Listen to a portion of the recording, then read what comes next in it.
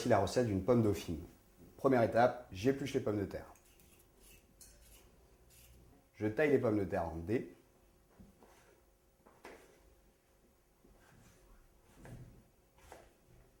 Dans une casserole d'eau froide, je plonge les dés de pommes de terre. J'assaisonne d'une pincée de gros sel.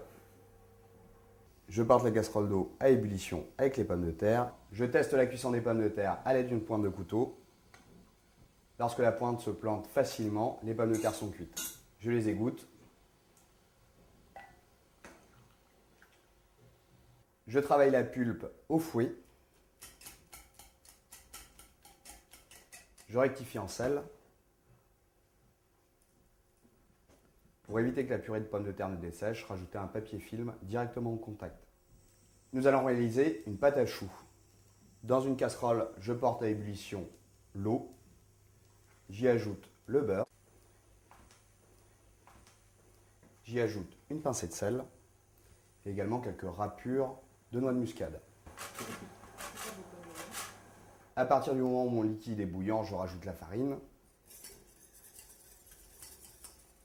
Je fais cuire pour obtenir une pâte sèche qui se décollera des bords.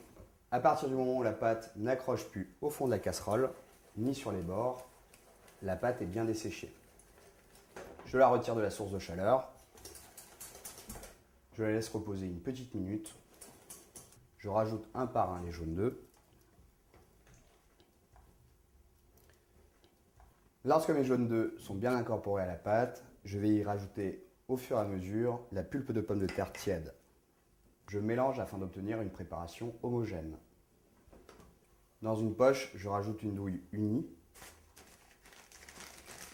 Je débarrasse ma pâte à pomme dauphine dans la poche. Sur un plan de travail fariné, je réalise des petits tas de pâte.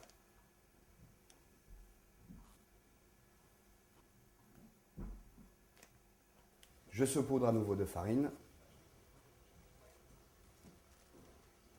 Dans la paume de la main, je récupère les petits tas farinés et je réalise des boules. Dans une huile bien chaude, j'y plonge les pommes dauphines.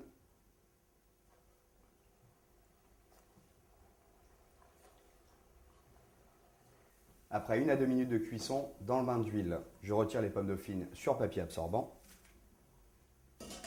Et directement à la sortie de l'huile, je les assaisonne d'un peu de sel.